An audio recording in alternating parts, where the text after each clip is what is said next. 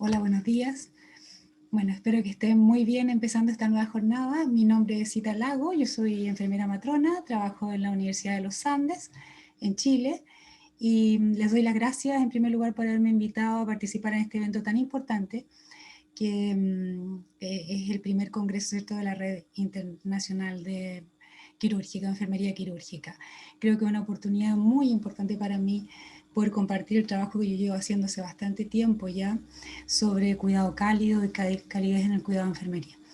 Voy a compartir pantalla, un PowerPoint que preparé. Quiero decirles que esta información, bueno, yo la voy a dejar para compartir con ustedes y igualmente quiero decirles que las fotografías, bueno, las imágenes que estoy usando son imágenes que están autorizadas, y lo otro que las referencias bibliográficas se las voy a compartir después porque es un documento un poco largo, ¿ya? Entonces quiero partir eh, con esta frase que me pareció muy bonita, ¿cierto? Que es de este artista español que se llama Benito Sánchez, y que hizo esta imagen cuando recién estaba partiendo la pandemia. ¿Ya? Él pensó, ¿cierto?, en una persona de salud, en un médico, y que esto era como un mundo que se le iba a venir encima. Él se enfermó después, se enfermó un familiar de él, y el agradecimiento de él fue desde adentro, ¿cierto?, sintiendo a cómo los profesionales lo habían ayudado en este momento tan duro. Ya me pareció que era bonito para partir. Bueno, mi ponencia yo le puse cuidado cálido, nuevo constructo y nuevas dimensiones en el cuidado. Voy a mover un poquito ahí para ver esta imagen que es muy bonita, ¿cierto? Que es cómo poder medir una sonrisa, digamos, algo que no tiene cómo hacerlo. En mi presentación yo soy enfermera matrona, como les conté. Soy magíster en planificación y educación, doctora en ciencia en la Universidad de Sao Paulo, profesora titular de la universidad. Eso significa que ya llevo más de 20 años trabajando en la academia, y trabajo en mi facultad. Mi facultad está conformada por dos escuelas, por la escuela de obstetricia y la escuela de enfermería. La escuela de obstetricia es bastante nueva, recién tiene una cohorte de egreso, y en cambio la escuela de enfermería va a cumplir ya 30 años, ¿no? ¿De dónde vengo? Vengo de Chile, de mi país, ¿cierto? Un país muy largo y angosto, como ustedes sabrán. Se parece mucho a la imagen de la diapositiva, ¿cierto? El formato de la diapositiva. Yo vengo de Santiago, de la zona oriente de Santiago, de Las Condes. Ahí está ubicada nuestra universidad. La universidad está en la zona precordillerana, para los que ya conocen, ¿cierto? Zona que en muchas ocasiones cae nieve. Este año es poco lo que hemos estado en la universidad, por lo tanto no nos ha tocado ver nieve. Somos más de 17 millones de habitantes. Algunas imágenes de Santiago cuando ha nevado, ¿cierto? Santiago, con el edificio, se dice el más grande de Santiago y de Latinoamérica, y nuestra realidad es un país tan largo en el desierto, ¿cierto? Ocurre ya, como llueve mucho más seguido, ocurre este fenómeno que es muy bonito, que se llama el desierto florido, que es todo el desierto florece. La imagen icónica de nuestra isla de Pascua y del extremo sur de Chile. Voy a correr un poquito para que puedan ver, que son las Torres del Paine. Algunos antecedentes que me parecen importantes, ¿cierto?, presentárselos de este trabajo, tienen que ver con las personas involucradas en este trabajo. En primer lugar, ¿cierto?, las organizaciones. ¿De dónde viene este estudio? Este estudio viene de un proyecto de doctorado, ¿cierto?, que nosotros hicimos en el año 2013, que fue un convenio que firmó la Universidad Católica con la Universidad de Sao Paulo, para formar a 10 doctores, ¿cierto?, en un proyecto que se llama DINTER, que tiene la Universidad de Sao Paulo, que es un doctorado interinstitucional, en la cual juntó un convenio con la Universidad Católica y llamó a selección, ¿cierto?, distintos profesionales de la mayoría de la academia, y conformamos un grupo de 3 universidades que nos fuimos a formar a Brasil a hacer el doctorado. ¿Quién fue mi profesora y quién mi guía, ¿cierto? La persona que estuvo, la orientadora que estuvo detrás de este proyecto, la doctora Cibele Pimenta, a quien respeto mucho, ¿cierto?, y quien ella me guió en todo el proceso. A la doctora María Teresa Urrutia, quien me apoyó aquí en Chile, ¿cierto?, a trabajar en el desarrollo de la escala de calidez. y al doctor Jorge Masi, psicólogo, director de MIDUC de la Católica, ¿ya? Donde él me guió durante un año entero, estuve trabajando con él en conceptualizaciones sobre medición, teoría de medida, teoría escalar, psicometría, ¿ya? Que son los temas que a mí me gusta desarrollar, ¿ya? Esta es la foto de la Escuela de Enfermería de la Universidad de Sao Paulo. Bueno, vamos a partir definiendo qué es calidez. Según el diccionario de la Real Academia, calidez significa calor o ardor. ¿Ya? Esa es como la definición que aparece en el diccionario. Si uno busca el término calidus en latín, es bastante más relacional. Ya dice que es que proporciona, ¿cierto?, una agradable sensación de amistad y comodidad. Ya es como sinónimo de ser acogedor, ¿no? Y es una palabra que es bien interesante porque en la lengua castellana existen 50 dobletes que se llaman etimológicos, que son palabras que tienen un origen parecido y se fueron separando después en el uso de la lengua, ¿ya? Y calidez y caldo es el doblete. Caldo, ¿por qué? Porque significa algo agradable, ¿cierto? Algo calientito, algo que te da una sensación agradable, ¿ya? Existen otras palabras, aquí en esta tesis uno las puede encontrar las otras 50, como clave, llave, por ejemplo, cuajo, coágulo, etc., ¿no? Importante mencionar que la calidez es una emoción, y es una emoción bastante primitiva. Se dice que se desarrolló desde la etapa primitiva, digamos, del ser primitivo, en la cual el ser humano requería rápidamente codificar los gestos, ¿cierto?, para definir si una persona iba a ser que estaba enfrentando, ¿cierto?, una persona amigable o era realmente un enemigo. La calidez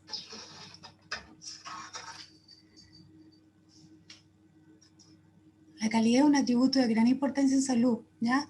Sin embargo, ha sido poco estudiado en enfermería. No existe un concepto que sea universalmente aceptado sobre qué es calidez. En enfermería no hay, por lo menos de que nosotros empezamos a estudiarlo no lo hemos encontrado, y cuáles son los factores que lo componen o cómo medirla, ¿no? Bueno, esto nos motivó a nosotros para desarrollar una escala de calidez. El año 2017 la validamos en Chile y trabajamos en un proyecto muy largo para desarrollar primeramente el constructo de lo que es calidez y posteriormente una escala que pudiera identificar comportamientos que son importantes, ¿cierto?, dentro de la calidez para los usuarios chilenos.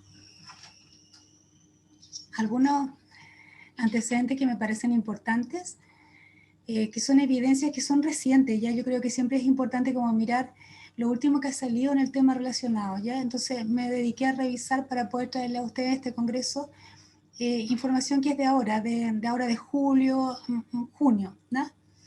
Y la primera que escogí fue esta que se llama Alianza Cierta Terapéutica, que tiene que ver con el vínculo que debemos realizar nosotros, ¿cierto?, los profesionales, con el cliente, el usuario, el sujeto de cuidado que tenemos delante de nosotros, ¿cierto? Él y su grupo familiar, su acompañante, obviamente, ¿ya? Y en este estudio que me pareció interesante mostrárselo porque dice que la experiencia clínica que pueda tener el terapeuta, por ejemplo, no predice la calidad de la alianza. O sea, una persona que puede tener mucha experiencia, pero no es cálido o no es simpático, habitualmente ese vínculo no es tan fácil, ¿ya? Y que el compromiso de la persona durante la sesión y las conductas de conexión emocional son las que predicen, ¿cierto?, este vínculo, ¿ya? Y el vínculo es súper importante porque el vínculo es lo que va demostrando la apertura y la confianza que puede tener la persona, ¿cierto?, en su terapeuta. Este otro estudio me parece también importante, es también de ahora de julio del 2021, que dice que los contextos familiares positivos, que están caracterizados por relaciones cálidas y valores prosociales, impactan directamente en los niños, tienen un impacto positivo en la transición del niño a la adolescencia, especialmente en aquellas edades entre 9 y 10 años, ¿ya? Por lo tanto, en este estudio que estudia 11 grupos culturales distintos, se ve que la relación cálida, ¿cierto?, y los valores prosociales que le pueden enseñar a los padres, a los niños, sobre todo en estas edades, predicen conductas sociales, ya que son muy importantes, ¿ya? Este otro también tiene que ver con niños, ¿cierto? Dice que este es un estudio hecho en Italia, que el vínculo de los padres tiene una relevancia muy importante en la satisfacción de las necesidades psicológicas de los niños, especialmente en la necesidad de satisfacción y de sensitividad interpersonal, ¿no? Y que se ha visto, ¿cierto?, que cuando hay una alta calidad de los padres y baja sobreprotección, ayuda a que los niños en una etapa posterior, ¿cierto?, satisfagan estas necesidades. Este otro estudio que es hecho por una socióloga de la Universidad de Massachusetts, no es de la universidad, ¿verdad?, es de Massachusetts.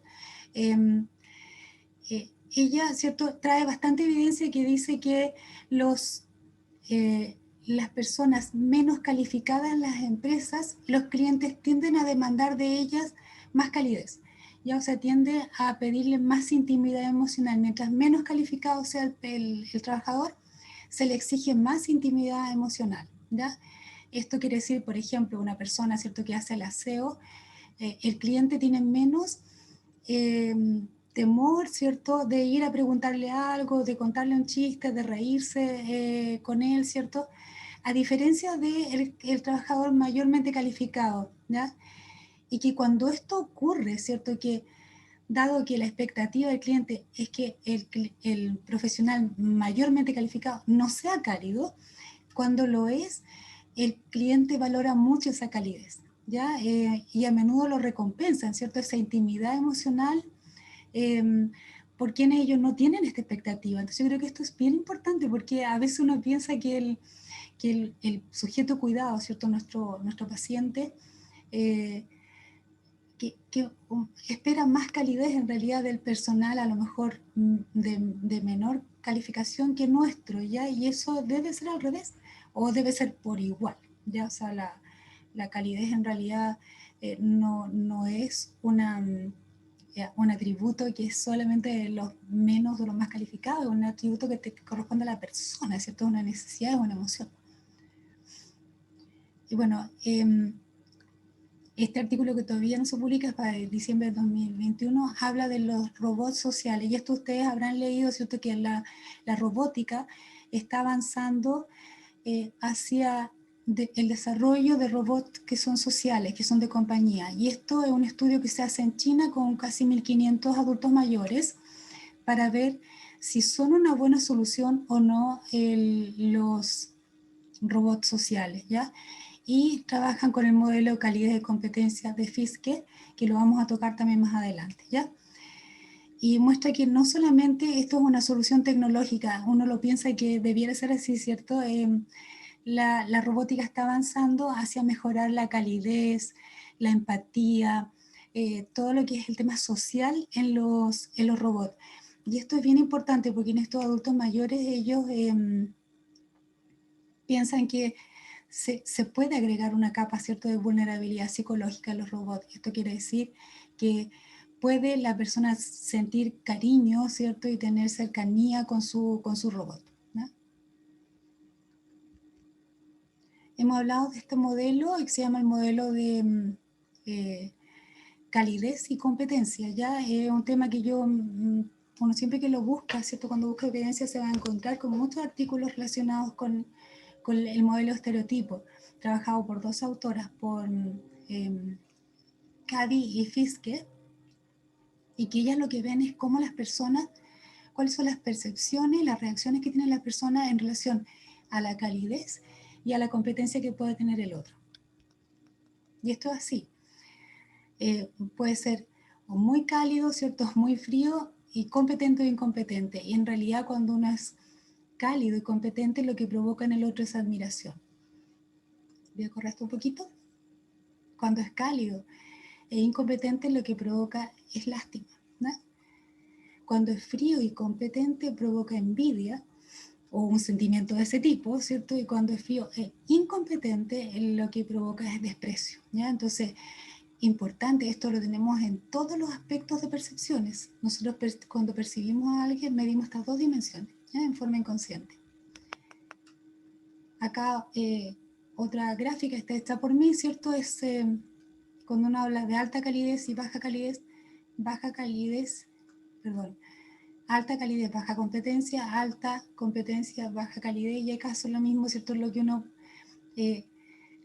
Los sentimientos que provocan el otro son prejuicios paternalistas, bajo estatus, lástima.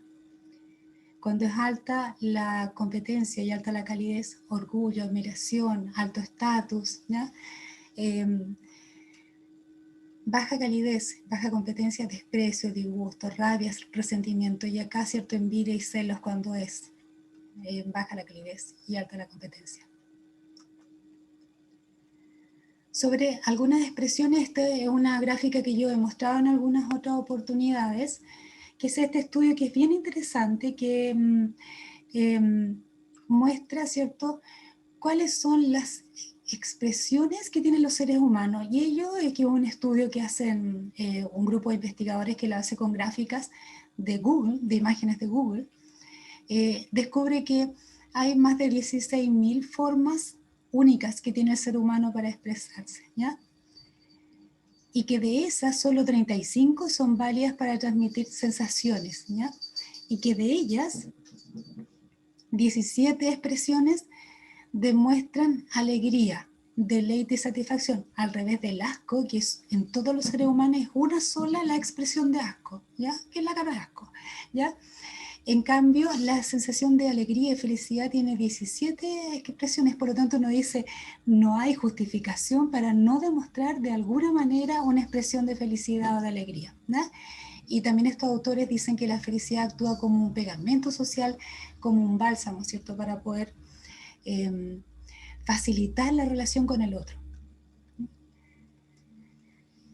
Cuando hablamos de calidez o algún sentimiento como la empatía, ¿cierto?, la conexión, que forman parte en mi estudio de la calidez puede ser graduada, ¿ya? Puede ser graduada desde nada de calidez hasta una calidez extrema. Un ejemplo de nada de calidez es lo que aparece en este artículo, ¿cierto?, que es también es de ahora, de julio, y que habla de lo que se llama Schadenfreude. No sé si lo habían escuchado antes, pero es una palabra que no tiene traducción, que es del alemán, y que es un sentimiento de alegría por la infelicidad del otro. Ya es cuando la persona se alegra porque el otro se cayó, ya le da risa. Esto ocurre, ¿eh? A mí me llamó mucho la atención que existiera una palabra para ello. Esto es tener nada de calidez, porque es una falta total de empatía. ¿Ya? En cambio existe la calidez extrema, que tiene que ver, por ejemplo, con lo que yo pienso del estudio de Milton Meiroff, que es el primero, ¿cierto?, que nos dice, por lo menos el primer libro que llegó a mí, ¿cierto?, de cuidado, ¿no? Se llama On Caring, y él dice que nosotros a veces pensamos que no se requiere preparar a alguien para cuidar, ya como si cuidar fuera solamente una buena intención. No, al revés. Él dice que cuidar no tiene que prepararse para cuidar, y que cuidar es estar ahí con la persona, ¿ya? Cuando yo entrevisté a muchos pacientes, ¿cierto?, para hacer mi estudio, los pacientes me decían una palabra que es bien típica en Chile, ya una frase, que decían, el enfermero viene, señorita, hace las cosas, pero no está ni ahí conmigo. Ese no estar ni ahí es que estuvo ahí, pero no se conectó con él, ya, a pesar de que lo saludó, a lo mejor lo miró, pero no hubo una conexión. Ya, por lo tanto, este estar ahí que dice Meiroff es que usted esté presente. A lo mejor fue un minuto, pero ese minuto que estuvo ahí hubo una conexión. También estas imágenes las he mostrado en otras ocasiones, me pareció que era importante volver a traerla porque tiene que ver con lo que se llaman las aperturas cordiales, ¿ya? Y que es con lo que estamos hablando de Meiroff ahora. Una sonrisa es una apertura cordial, ¿ya? La sonrisa con mascarilla, la vamos a ver más adelante, es una apertura cordial, ¿ya? Esto quiere decir que yo me vuelvo para la otra persona abordable, ¿ya? Me siento que soy igual al otro, por lo tanto tengo confianza y le puedo hacer preguntas, ¿ya? Así de importante es, ¿ya? O sea, cuando yo sonrío, el paciente se iguala conmigo, yo me igualo con él. Y esto me provoca que el sujeto de cuidado, como le llamamos nosotros, ¿cierto?, tenga la confianza de hacerme preguntas. Ya, eso es lo que provoca una sonrisa. Bueno, como dijimos que había estos extremos, ¿cierto?, de nada de cálido a muy cálido, ¿por qué existe esta falta de valor, ¿cierto? O sea, esto, las personas que estudian valores dicen que es muy importante la polaridad. Ya la polaridad quiere decir, existe desde 0 hasta el máximo. 0 también es emoción, también es un sentimiento. Lo terrible es que no exista nada, ¿verdad? Por lo tanto, esto que no hay nada se llama, ¿cierto? En este caso, la ruptura de la indiferencia, ¿ya? Incorporarle el valor a algo, ¿cierto? Aunque sea nada, pero tiene importancia para mí, no es importante, pero no es 0. Ya, o sea, en realidad no es indiferente, lo peor en este caso es ser indiferente, ¿ya? Entonces, la importancia de aquello que no es cálido es muy relevante. Ustedes van a ver después que cuando nosotros aplicamos la escala está ordenada por las cargas factoriales. Y las cargas factoriales más importantes están en aquellos que no es cálido. ¿Por qué? Porque el paciente, ¿cierto? El familiar espera que uno, si sea cálido, lo considera una condición sine qua non, que si él va a llegar al servicio, que usted le sonría. Bueno, algunos artículos, yo no he publicado mucho, pero los artículos que he publicado relacionados con calidez. Y lo otro, esto que lo traje así, porque quiero decirle que es un tema que es muy interesante. Yo siento que, no porque yo lo haya estudiado con el equipo que les mostré que ha trabajado conmigo todo este tiempo y ahora seguimos trabajando, sino porque estas son puras exposiciones ya desde el año 2013 que me pidieron en la Universidad de Sao Paulo, yo no lo podía creer, en el hospital de la Universidad de Sao Paulo, que fuera a contar qué es lo que eran las competencias blandas, qué era la calidez o calor humano, como se llama en portugués. Esto mucho en mi país, en el norte y en el sur de Chile he ido a presentar, y en otros países también, en Colombia, en Lima, ¿cierto? En Brasil, a contar de qué se trata la calidez.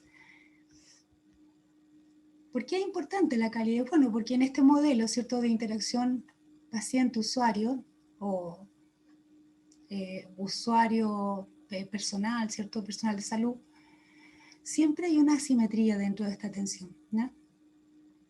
El entorno siempre es desconocido para el usuario y siempre hay una percepción de inseguridad o vulnerabilidad. Por lo tanto, cuando uno agrega atributos que favorecen, ¿cierto?, la conexión y favorecen la relación, obviamente está favoreciendo una confianza, una satisfacción, ¿ya? Acuérdense que la satisfacción del usuario es una percepción. Por lo tanto, estos elementos son muy importantes cuando nosotros los incorporamos, porque la persona recuerda mucho más y queda mucho, ¿cierto?, más satisfecho con la forma en la que uno lo cuidó a que con las actividades técnicas que uno puede haber hecho con él, ¿ya? O sea, la forma de cuidar tiene que ver con los acogedores que fuimos con él, ¿ya? Solo a modo de explicación, este modelo que también lo hice yo en base al modelo de Floyd, de Pasquale y Baucer y también de Belli, ¿cierto? De cómo llegar a poder medir algo que no es medible. Ya la calidez es un atributo no medible. Anteriormente se pensaba que lo que no se podía medir simplemente no se podía medir, pero ahora hay metodologías, diseños metodológicos que nos permiten durante, digamos, un tiempo preestablecido, ¿cierto?, definir distintas fases de acuerdo a los modelos. Yo trabajé con un modelo trifásico, ya se los voy a mostrar, desde definir los objetivos de la medición hasta cómo poder elaborar los ítems, cómo cuantificar los atributos, ¿cierto?, hacer las validez de constructo, crear versiones, hacer una escala, un instrumento, por ejemplo, para medir, hasta hacer los análisis psicométricos. Ya estos son los pasos que uno debiera seguir si uno quiere hacer un diseño, por ejemplo, de una escala, un instrumento de medida.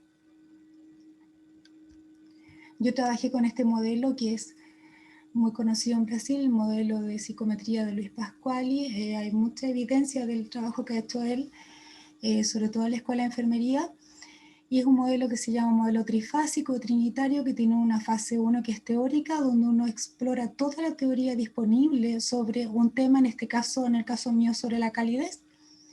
Después hace todo lo que es procedimientos empíricos. Nosotros hicimos un estudio cualitativo con enfermeros y con pacientes para ver cómo se representaba el constructo de calidez y los comportamientos que se asociaban a calidez en los usuarios, ¿no?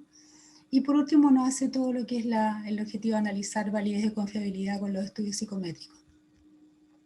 Esto lo va a pasar muy rápido. La escala inicial que nosotros hicimos tenía 136 ítems.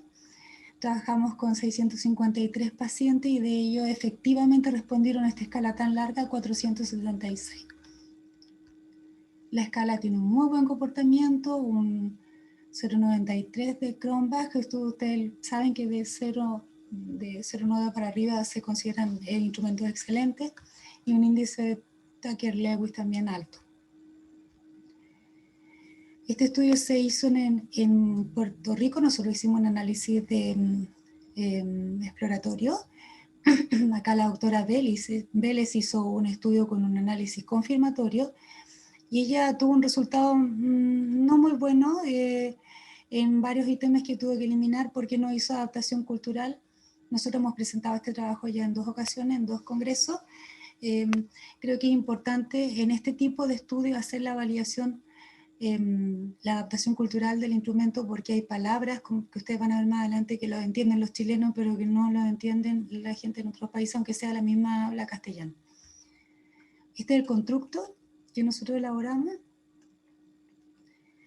La calidez es la capacidad de establecer y mantener una relación cercana, de acogida, que demuestre por medio de comportamientos verbales y no verbales la conexión y relación con el otro, la empatía, inclusión y confianza, de manera que para el otro significa una experiencia agradable. La calidez, según el estudio que nosotros hicimos, tiene 5 factores, por eso me parece importante que vieran cómo se ha ido construyendo, ¿ya? En este estudio, el análisis mostró que hay 5 factores asociados a la calidez, ¿ya? Primero es la conexión, puede ser verbal y no verbal, la empatía, la inclusión y por último la confianza. Acá están los factores. El factor 1 es conexión y relación no verbal, y está conformado por 12 ítems. ¿Ya? Estos ítems tienen que ver con unas categorías iniciales que nosotros trabajamos. Por ejemplo, esta se mantiene de brazos cruzados, viene de una categoría que se llama postura, muestra expresión facial de indiferencia, mueve con impaciencia el cuerpo, y aquí si ustedes pueden ir viendo, estos comportamientos son los que fueron diciendo los pacientes y lo que nosotros habíamos rescatado anteriormente de la teoría, ¿ya? Esta palabra, por ejemplo, se hace leso, no es tan comprensible en otras culturas, entonces aquí hay que hacer una adaptación inicialmente, aunque sea el mismo idioma, ¿ya? Si ustedes se fijan, todos estos comportamientos son negativos, por lo que les explicaba anteriormente, que los comportamientos, las personas siempre piensan, ¿cierto? Consideran que deben estar presentes, por lo tanto, cuando no están, le hace sentido, es lo que uno llama, que uno hace sentido, le da un valor a las cosas cuando no las tiene, ¿no? Por lo tanto, acá, ¿cierto? El vínculo entre el equipo de enfermería y los sujetos de cuidado son todos de polo negativo, ¿ya? Es importancia de los valores y efectos, valorar las cosas en su ausencia, en su necesidad y su carencia, ¿ya? La polaridad es lo que le da justificación al valor de lo negativo. La relación verbal está el factor 3, los puse juntos porque tienen que ver con conexión. Es impaciente y expresa pura incomodidad, tiene que ver con una categoría que era contenido de la comunicación. Es agresivo, usa malas palabras. Bueno, acá hay 6 ítems y también son todos negativos, ¿no? Esto es lo mismo que les había explicado, ¿cierto? El valor negativo existe en sí mismo y tiene tanta presencia afectiva como el valor positivo. El factor 2 es la empatía. Voy a correr esto un poquito. Parece que sufre conmigo, me abraza en situaciones que lo ameriten, me trata como si fuese un familiar, en ocasiones me da pequeños regalos, comprende y vivencia con el otro y comparte sentimientos. Acá son 8 ítems y la verdad que esto tiene que ver con el vínculo empático, con lo que estábamos mostrando en un artículo anterior, ¿cierto? Que Identificarse con el otro es el propósito del cuidado, ya, o sea, si uno no es empático y se pone en lugar de otro, la verdad es que yo siento por lo menos que no debiera estar en la primera línea de cuidado o la segunda, tercera línea, ya, porque la verdad que uno tiene que sentir como el otro, ¿ya? Esto es lo que esto no lo dijimos nosotros, lo dijeron los pacientes, ya, me toma las manos, situaciones que se involucra y comprende como si fuera la otra persona, ¿ya? Vivencia con el otro y comparte sus sentimientos, ¿no? Yo creo que esto es de alta demanda para una persona que trabaja en salud, pero es lo que el paciente necesita. Los que hemos estado hospitalizados sabemos que esto es así, ¿ya? El factor 4 es la inclusión, ¿cierto? Esto es muy importante, ¿ya? Porque aquí está hablando de que el enfermero o la persona que se presenta, ¿cierto? Que lo va a cuidar, tiene que presentarse, tiene que decir cómo va a ser la orientación, ¿cierto? De las cosas, las rutinas importantes que va a haber en ese servicio, cuál es su nombre, cuál es su cargo, qué es lo que va a hacer, ¿ya? Pregunta por el nombre de la persona. Esto es cómo lo incluyo dentro de este contexto, ¿ya? La importancia del primer contacto, y aquí para nosotros es bien importante, ¿cierto? Porque hay una ley de derechos y deberes, me imagino como en todas partes, pero acá la ley de derechos y deberes tiene un aspecto bien importante que dice que obliga, ¿cierto?, a que al paciente se le entregue información oportuna y comprensible, que sea llamado por su nombre y a ser atendido con amabilidad, ¿verdad? A pesar de ser esta obligación del personal de salud, no le exime al equipo de cumplir con este deber, que son considerados comportamientos cálidos por los pacientes y familiares. Yo creo que esto es muy importante porque aquí la ley a nosotros además nos obliga, ¿cierto?, a que nosotros tengamos estos comportamientos, ¿no? Bueno, y por último, confianza es el último factor que también para nosotros fue muy importante porque uno piensa que cuando uno le pregunta al paciente y a los enfermeros, ¿cierto?, ¿qué es la calidez? Piensa que la calidez va a ir asociada solamente como a emociones, a sentimientos, a la amabilidad, al cariño, pero no. El usuario considera que la confianza se da por lo que el otro sabe, ¿ya? Eh, Porque el otro domina su área de conocimiento, ¿ya? Porque impresiona que no se va a equivocar, ¿ya? Eso también es calidez.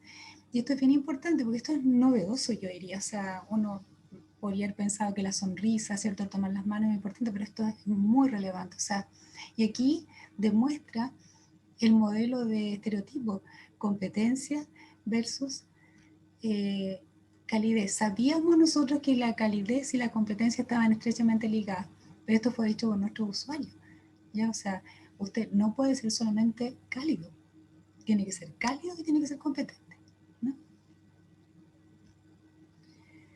Bueno, el año pasado nosotros nos vimos enfrentados, ¿cierto?, a esta pandemia, llevamos ya un año y medio en esto, y todas estas cosas que para nosotros eran súper importantes, que tenían que ver con el contacto, con la mirada, con la cercanía, con tocar, se vieron interrumpidas por barreras que no estábamos acostumbrados. A lo mejor ustedes que son del área perioperatoria, quirúrgica, ¿cierto? A lo mejor para ustedes es más común, pero para nosotros no. Yo nunca había hecho clases con una pantalla. Eh, no teníamos que ponernos guantes. Nosotros nos abrazábamos, ¿ya? Eso dejó de existir. Tomar las manos.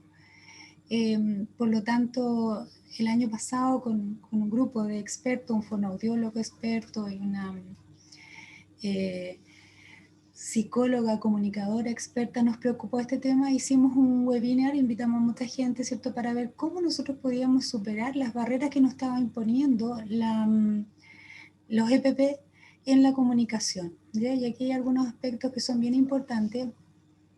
Esta imagen la coloqué porque me trae siempre, siempre el recuerdo de Salvador, mi amigo, eh, mencionando en un estudio hace mucho tiempo, creo que como el año 2013, un estudio cualitativo que le había hecho, que los pacientes quirúrgicos le decían que lo que recordaban lo que me acuerdo del estudio, ¿cierto? Era un relato, que recordaban cuando iban al quirófano era el techo, ¿ya? Y esta mirada, ¿cierto? Para ustedes es mucho más común el uso de todos estos EPP, y estas claves a lo mejor las tenían de antes, pero para nosotros fue importante preocuparnos de esto. Ya aquí estoy yo, la universidad, a través de mi forma de trabajar ahora. Ya estamos en reunión, siempre tenemos que estar con mascarilla. Bueno, hicimos una revisión sobre estos temas y pensamos que era importante, y yo pensé ahora importante a lo mejor traérselos a colación. Primero que nada, que con con la mascarilla uno tiene más del 50% de la cara tapada, ¿verdad? Demuestra cansancio, los sonidos se distorsionan y la mascarilla normal baja 3 a 4 decibeles el tono de voz. La mascarilla N95, que debe ser la que usan ustedes, ¿cierto? Baja en 12 decibeles. ¿Ya? Es importante considerar al adulto mayor que ya tiene, ¿cierto?, hipoacusia, ¿ya? Y que existe esto que se llama NUTS, que cuando una cosa es muy nueva, uno no la puede predecir, ¿cierto? O tiene falta de control sobre ella, como es los EPP, esta barrera a la comunicación produce sentimientos de estrés, frustración y aislamiento, ¿ya? La mascarilla puede ocultar placer, tristeza, frustración, molestia, miedo, emociones que se transmiten sin palabras muchas veces, ¿ya? Bueno, la recomendación es estar uno frente al otro directamente, no uno más arriba, uno más abajo. Bueno, usted, el paciente, tratar de uno de colocarse a su nivel, ¿cierto? No hablar mirando hacia un lado, que es súper importante porque tiene mascarilla, no lo van a ver, por lo tanto aquí el contacto de los ojos es muy importante, ¿ya? No hablar caminando y asegurarse que no haya nada entre uno y la persona con la que está hablando. Acá la sugerencia de parte de estos artículos, ¿cierto?, es no colocar mascarillas con diseño, porque obviamente distrae la atención y lo que usted quiere es que el paciente focalice la atención en su mirada, que es lo que usted tiene, mirada y ceja, digamos, que es lo que él logra ver y lo que usted logra ver de él. Tratar de evitar ruidos de fondo para poder comunicarse con el paciente, ¿cierto? Complementar con otros medios, como por ejemplo usar tablet, papel, lápiz, pizarra, hablar lento, con un lenguaje simple, y quizás más alto de lo que lo harían normalmente sin gritar, porque lo que han visto los fonoaudiólogos acá en Chile, que han aumentado las consultas por desgaste o lo que se llama fatiga vocal, ¿cierto? Porque al hablar con mascarilla no tiende a subir el tono de voz. Y lo otro, esto, ¿cierto?, uno tiene sus credenciales, pero ojalá tomarse una foto uno mismo y pegársela en un uniforme en alguna parte, ¿cierto?, donde no puede que el paciente te vea quién eres, cuál es tu cara completa. Eso hay harta iniciativa en otros países también de mascarillas con el rostro, como para que el paciente sepa quién es uno, ¿no? Prestar más atención a las señales no verbales, esto es muy importante porque obviamente lo verbal se ve perjudicado, por lo tanto lo no verbal aquí es muy importante, tanto lo que nosotros estamos manifestando como el paciente. Bueno, ser inclusivo, dar confianza, ya lo habíamos visto, está dentro de los factores de calidez. Pregúntenle al paciente si entiende lo que está diciendo, ¿ya? Y también es bueno pedirle que dibuje algo o pedirle que repita lo que yo le expliqué, ¿ya? Eso también ayuda mucho. Bueno, usar mucho más la mirada, los ojos, las cejas y el contacto visual para transmitir sentimientos, ¿ya? Hay unos estudios, unos experimentos muy bonitos que están en internet de cuál es el poder de la mirada, de mirarse a otro durante un tiempo, ¿ya? Cuando uno logra focalizar, ¿cierto? Y hacer la conexión, lo que se llama mirada axial, ojo con ojo, es muy, muy increíble el sentimiento que provoca, ¿ya? Habitualmente un sentimiento de cercanía, ¿no? Bueno, y por último, ¿cierto? El tocarse nosotros tenemos esta barrera ahora actualmente, ¿cierto? Pero eso no significa dejar de tocar, ¿ya? Hay que tratar de transmitir exactamente igual. La piel nosotros la tenemos llena de propioceptores, ¿cierto? Que uno es capaz de sentir el cariño del otro. Esta barrera hay que superarla, compensar con otro gesto, ¿cierto? Pero no dejar de tocar al paciente, ¿ya? Bueno, hay muchos protocolos en los hospitales, ¿cierto? Pero yo tengo que, si voy a poner una vía con mi mano con guante, igualmente le puedo tomar la mano al paciente, le puedo hacer un cariño, ¿no? Bueno, en cuanto a las referencias bibliográficas, se las voy a dejar en un documento anexo por si ustedes lo necesitan, donde están todos los papers que coloqué acá, digamos, toda la información que me pareció que podía ser interesante para ustedes. Bueno, esa es mi presentación. Quiero darle las gracias por haberme escuchado y bueno, voy a estar disponible ahora para la ronda de preguntas, lo que ustedes quieran preguntar, estoy acá. Así que un gran abrazo a todos, les deseo mucha suerte, que hoy día sea un día muy bueno para todos los asistentes al Congreso y bueno, estamos aquí disponibles de estar el día acompañando, así que muchas gracias.